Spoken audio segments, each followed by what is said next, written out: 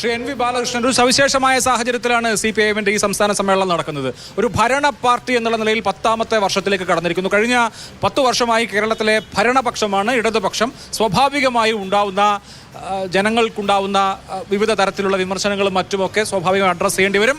ഒരു ഭരണ പാർട്ടി എന്നുള്ള നിലയിൽ ഒരു സമര പാർട്ടി എന്നുള്ളതിനേക്കാൾ കൂടുതൽ ഉത്തരവാദിത്വം ഉണ്ടാവുകയും ചെയ്യും. അതൊരു വശത്ത്.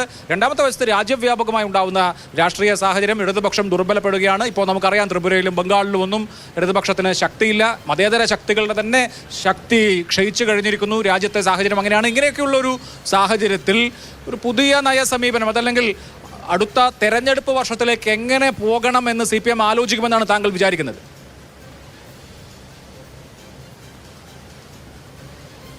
ആദ്യമേ ഒരു കാര്യം പറയട്ടെ. ഒരു മഹത്തായ പ്രസ്ഥാനത്തിന്റെ സമ്മേളനമാണ് നടക്കാൻ പോകുന്നത്. ഒരുപക്ഷെ ഈ കേരളത്തെ രൂപപ്പെടുത്തുന്നതിൽ ഇത്രയേറെ ത്യാഗപൂർണമായ പ്രവർത്തനങ്ങൾ നടത്തിയിട്ടുള്ള ഒരു പ്രസ്ഥാനം, കമ്മ്യൂണിസ്റ്റ് പ്രസ്ഥാനം പോലെ മറ്റൊന്നുണ്ട് എന്ന് ഞാൻ കരുതുന്നില്ല. ആ പ്രസ്ഥാനം സഹിച്ചിട്ടുള്ള ത്യാഗമുണ്ട്. സാധാരണ മനുഷ്യന്റെ ജീവിതത്തെ മെച്ചപ്പെടുത്താൻ വേണ്ടി അവരെ നടത്തിയിട്ടുള്ള പ്രവർത്തനങ്ങളുണ്ട്. ഇങ്ങനെയൊക്കെ ഇതിന്റെയൊക്കെ കൂടി ഫലമാണ് ഇന്നത്തെ കേരളം എന്ന് പറയുന്നത്. അത് മാത്രമാണ് കേരളത്തെ രൂപപ്പെടുത്തിയതെന്നൊക്കെ പറഞ്ഞാൽ അത് ശരിയല്ല. കേരളത്തിന്റെ ഭൂമിശാസ്ത്രം, അതുപോലെ പല തരത്തിലുള്ള ഘടകങ്ങൾ ഒന്നിച്ചു ചേരുമ്പോഴാണ് കേരളത്തിന് നമ്മൾ ഇന്ന് കാണുന്ന ഈ സവിശേഷത ഉണ്ടായത്. പക്ഷേ അങ്ങേയറ്റം വേദനാജനകമായ ഒരു കാര്യം എന്താണെന്ന് ചോദിച്ചാൽ, ഇത്തരം മാറ്റങ്ങൾക്കൊക്കെ നേതൃത്വം കൊടുത്തൊരു പ്രസ്ഥാനമായിട്ടുള്ള കമ്മ്യൂണിസ്റ്റ് പാർട്ടി CPM എന്ന് പറയുന്ന അതിലെ ഏറ്റവും പ്രധാനപ്പെട്ട ഭാഗമായിട്ടുള്ള CPM എന്ന് പറയുന്ന രാഷ്ട്രീയ പാർട്ടി തങ്ങളുടെ ഈ രാഷ്ട്രീയ ലക്ഷ്യങ്ങൾ, തങ്ങൾ നേരത്തെ പിന്തുടർന്ന നിലപാടുകൾ, അതൊക്കെ ഉപേക്ഷിച്ച് സമ്പൂർണമായ ഒരു വലതുപക്ഷ രാഷ്ട്രീയ പാർട്ടിയായി മാറിക്കൊണ്ടിരിക്കുന്നു എന്നുള്ള വളരെയേറെ ആപൽക്കരവും വേദനാജനകവുമായ ഒരു അവസ്ഥയുടെ മുമ്പിലാണ് നമ്മൾ നിൽക്കുന്നത്. നേരത്തെ അഭിലാഷ് ചൂണ്ടിക്കാണിച്ചതുപോലെ 10 വർഷമായി ഭരണമുണ്ട് എന്നുള്ളതാണ് പ്രധാനപ്പെട്ട പ്രശ്നം എന്ന് ഞാൻ കരുതുന്നില്ല. നേരത്തെ അഭിലാഷ് ചൂണ്ടിക്കാണിച്ച ഒരു കാര്യമുണ്ട്. അതൊരു എന്താണ് പറയാ, ഒരു പെറ്റി ബൂർഷ്വാ പാർട്ടിയായിട്ട് അത് മാറി എന്നതിനപ്പുറത്തോട്ടൊരു വിമർശനം വെക്കുന്നതിൽ കാതലുണ്ടോ എന്നുള്ളതാണ്. അത് വസ്തുതാപരമല്ല. ഒരു 1957 ഗവൺമെന്റ്, അതിനുശേഷം ഉണ്ടായിട്ടുള്ള ഒരു ഗവൺമെന്റ്, ഈ ഗവൺമെന്റുകളിലേക്ക് കമ്മ്യൂണിസ്റ്റ് പാർട്ടി പോയപ്പോ കേരളത്തിൽ സംഭവിച്ചതെന്താണെന്ന് ചോദിച്ചാൽ, അതിന്റെ തൊഴിലാളി വർഗ സ്വഭാവം നഷ്ടപ്പെടുകയും അത് ആദ്യഘട്ടത്തിൽ ഒരു മധ്യവർഗ രാഷ്ട്രീയ പാർട്ടിയായി രൂപപ്പെടുകയും മധ്യവർഗത്തിന്റെ പ്രശ്നങ്ങളെ മാത്രം അഡ്രസ് ചെയ്യുന്ന ഒരു നിലയിലേക്ക് പോകും. അപ്പോഴും പക്ഷേ നേരത്തെ അഭിലാഷ് ചൂണ്ടിക്കാണിച്ചതുപോലെ തൊഴിലാളി വർഗത്തിന്റെ, സാധാരണ ജനങ്ങളുടെ താല്പര്യങ്ങൾ സംരക്ഷിക്കുന്നതിന് വേണ്ടിയുള്ള പ്രവർത്തനങ്ങൾ നടത്തുകയും ചെയ്തിട്ടുണ്ട്.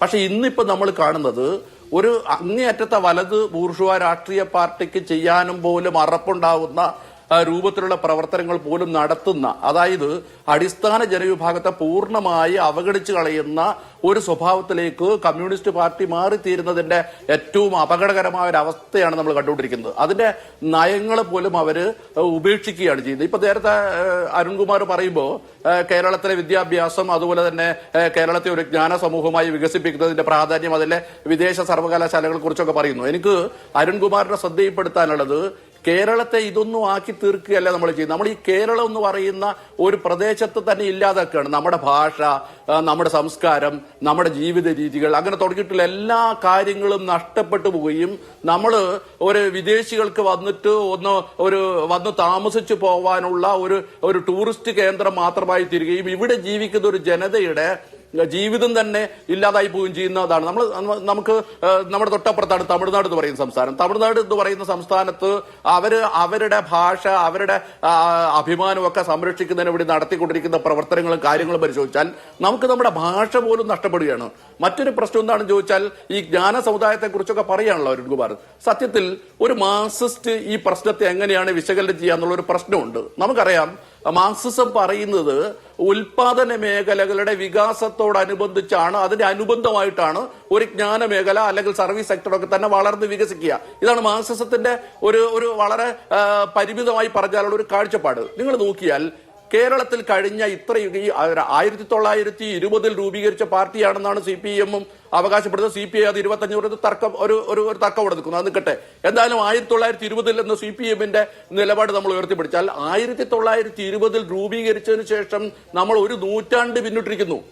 ലോകത്തിലെ പല കമ്മ്യൂണിസ്റ്റ് പാർട്ടികളും തൊഴിലാളി വർഗ വിപ്ലവം, അവർ മുന്നോട്ട് വെച്ച വിപ്ലവം പൂർത്തീകരിച്ച് അവരെ തിരോഭവിച്ചു വിട്ടു. ആ കമ്മ്യൂണിസ്റ്റ് പാർട്ടികൾ പോലും ഇല്ലാതായി പോയ അവസ്ഥയുണ്ട്. പക്ഷേ നമ്മൾ എന്താ ചെയ്തുകൊണ്ടിരിക്കുന്നത്? ഇത്രയും കാലത്തിനകത്ത് എന്താ ചെയ്തുകൊണ്ടിരിക്കുന്നത്? നിങ്ങൾ നോക്കൂ. നേരത്തെ നിങ്ങൾ പറഞ്ഞു കാർഷിക മേഖലയുടെ വികസനത്തിന് വേണ്ടി. കേരളത്തിൽ ഏത് കാർഷിക മേഖലയാണ് കഴിഞ്ഞ ഇത്രയും കാലമായിട്ട് വികസിച്ചത്? കഴിഞ്ഞ 10 വർഷത്തിനിടയിൽ ഏത് കാർഷിക മേഖലയുടെ വികാസമാണ് ഈ പിണറായി വിജയൻ സർക്കാരിന് ഉറപ്പുവരുത്താൻ കഴിഞ്ഞത്? വെറുതെ എല്ലാവരും പാടത്തേക്ക് വിഷുവിന് ഒരു കാര്യങ്ങളാണ് ചെയ്തിട്ടുള്ളത്, എന്തിലായിരുന്നു ഫോക്കസ്? ഓക്കെ.